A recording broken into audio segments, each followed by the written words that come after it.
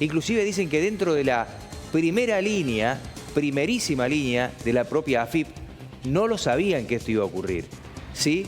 Finalmente el desguace, el desarme de la AFIP se va a transformar en otra cosa, y el hecho de la incertidumbre de qué va a pasar con los trabajadores frente a la disolución de la AFIP. Se disuelve la AFIP. Javier Bareto es secretario gremial y con él vamos a hablar porque obviamente hay un montón de trabajadores argentinos que están contenidos allí que dicen: ¿y ahora qué pasa con nosotros? Gracias por atendernos, Javier, bienvenido. Hola, ¿cómo te va? Saludos a la audiencia. Bien, ¿es así? ¿A ustedes lo tomó totalmente por sorpresa o no? Veníamos, durante las semanas previas, venían surgiendo distintas versiones periodísticas referidas al tema de la posibilidad de que aduana pasara a órbita del Ministerio de Seguridad, que volviera a la DGI, pero habían sido, en las reuniones que tuvimos con la administradora federal, habían sido desmentidas por esta de que la AFIP estuviera evaluando ningún tipo de cambio de estructura. Lamentablemente nos desayunamos hace unos días, o merendamos, digamos, por el horario, Sí. con la conferencia de prensa de Adorni y la nota de la Oficina de Presidencia planteando estas medidas que se iban a llevar adelante, que hasta ahora lo único que tenemos es eso. No ha salido ningún tipo de decreto o norma que fije, valga la redundancia, la normativa jurídica de qué estamos hablando, de qué se trata. Desde ya los trabajadores vamos y venimos manifestando nuestro rechazo a la posibilidad de perder la autarquía del organismo y sin lugar a duda, frente a la manifestación de que vendrían 3.100 despidos, también vamos a utilizar todas las herramientas que tenemos a nuestro alcance para defender esos puestos de trabajo, remarcando que todos los trabajadores de nuestra planta son trabajadores de planta permanente y que tienen el resguardo legal de lo que fija la Constitución e inclusive nuestro convenio colectivo de trabajo tienen estabilidad plena, ¿no? Ajá. Yo quiero aprovechar para consultarle porque en realidad durante un tiempo, puntualmente lo que son los trabajadores de algunos espacios como la AFIP, se los considera que están por afuera del resto, por ejemplo, en los sueldos. ¿Hay mucho de mito o no con respecto a lo que un trabajador de la AFIP, más allá de la categoría que tenga, si está jerarquizado o no, gana? ¿Hay mito o no alrededor de esto? Porque se dice, no, trabajás en la AFIP, listo, estás hecho. Los sueldos son altos desde la categoría más baja para arriba. Se habla de millones de pesos en las gerencias y demás. Se lo consulto, ¿cuánto de cierto y cuánto no en esto? A ver, dentro de los argumentos que ha ido utilizando el gobierno para generar consenso con una medida que nosotros como trabajadores creemos que es errónea, uno de los argumentos que utilizó fue el tema desde hace semanas, filtrar o plantear que la administradora federal cobraba 32 millones, que los directores cobraban 17 millones, que yo no tengo certificado que esos números sean así exactos, pero desde ya como trabajadores, si eso fuera así, evidentemente se tiene que modificar.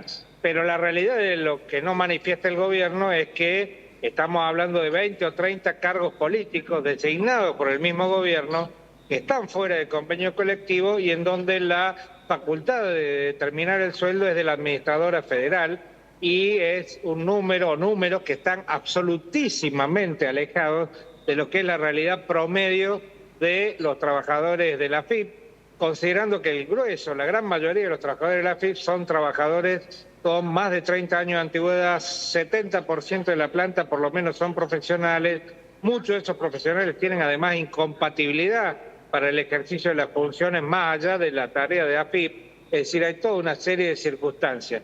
Lo que el gobierno utiliza claramente es, desliza esta cuestión de la administradora federal y de esos otros sueldos, cargos políticos, reitero, y utiliza eso para generar consenso a una medida que entiendo que es equivocada, avanzando sobre uno de los pocos organismos en el orden nacional, no solo que funciona bien, sino que inclusive es de los organismos que tiene eficiencia en el desarrollo de la función. Inclusive también hay un planteo, por ejemplo, el argumento de un sobredimensionamiento de personal.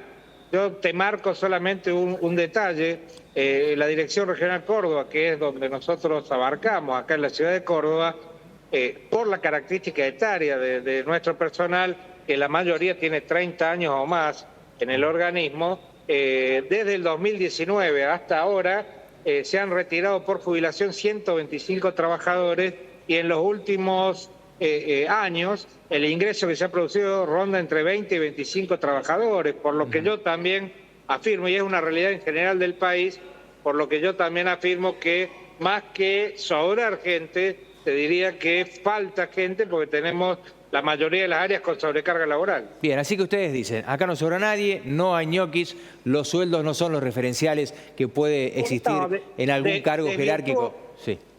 Desvirtúa absolutamente las versiones de la existencia de ñoqui. Inclusive he escuchado a algún tributarista de Córdoba que en algún momento dijo que le habían ofrecido, designado el cargo de administrador federal, un tributarista conocido y otros, hablando de ñoqui. A ver, todos los trabajadores que están en la AFIP son trabajadores que están sentados en su escritorio, o si son inspectores recorriendo la calle, todos están trabajando, no hay ñoqui en la AFIP, y además, inclusive versiones como que no tenían legajo, todos tienen legajo. En la AFIP todo el sistema de funcionamiento de trabajo está controlado de manera informática, lo que significa que se sabe quién está trabajando, quién no, e inclusive hasta el ingreso y el egreso del personal se maneja de manera informática, no hay forma que existan ñoquis en la repartición, por lo menos en la nuestra.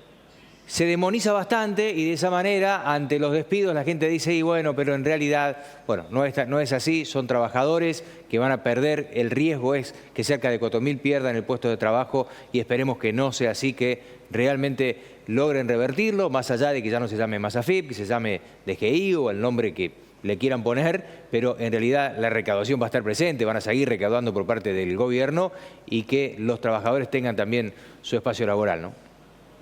Sí, además te agrego otra cosa, digamos, denota una gran improvisación, como algunas otras cosas que ha ido implementando el gobierno. La medida, sacan una medida, todavía no hay norma jurídica. El nombre que eligen es un nombre que ya está en uso, el ARCA, que era el organismo de recaudación de Catamarca. Te indican datos como que van a ahorrar 6.400 millones. Yo te hago una mención, pero sencillísima. El cambio, el solo hecho de cambio de nombre de AFIP a ARCA representa cambiar ploteado de autos, cambiar ploteado de edificios, significa cambiar dominios de edificios, significa la cuestión de la hoja membretada, cambiar todo ese tipo de cosas que seguramente el gobierno con ese solo hecho del cambio de nombre va a gastar muchísimo más que los 6.400 millones, que además lo van a pagar los contribuyentes y que vaya a saber uno ya quién tiene asignada la tarea de llevar adelante todos esos cambios, ¿no? No lo había pensado, pero tenés razón, claro. El gasto va a ser muy alto también. Pero además te agrego otra cosita. Mira, la AFIP es uno de los organismos del país nacionales que tiene funcionamiento y funcionamiento eficiente. Hoy venimos sosteniendo la recaudación más allá de, entre comillas, el plan económico del gobierno, que está a las vistas, no hace falta decirlo, estamos hablando de baja de producción y baja absoluta de consumo. Se sostiene con el trabajo, valga la redundancia, de los trabajadores de la AFIP y además inclusive teniendo una cuestión que es anormal, que el mismo presidente de la Nación venga planteando o festeje a los evasores o plantee que cobrar impuestos es un delito. Tomar una decisión de este tipo está fuera de toda razón de lógica, inclusive de marco, dentro de un periodo de blanqueo tributario. Digamos, no se le encuentran explicaciones de lógica. La única que podríamos encontrar es que el gobierno, en realidad en su lógica, intente flexibilizar los controles y desmantelar el organismo de control impositivo, cuestión que seguramente si fuera así no es desmantelar el control impositivo ni para vos, ni para mí, ni para ningún trabajador, ni para ninguna pyme, sino que seguramente en favor de otros intereses que no son justamente los trabajadores, los jubilados, los pequeños y medianos empresarios, ¿no? Barreto, gracias por la nota. No, muchas gracias a ustedes y un saludo a su audiencia. Saludos y ojalá se solucione el inconveniente.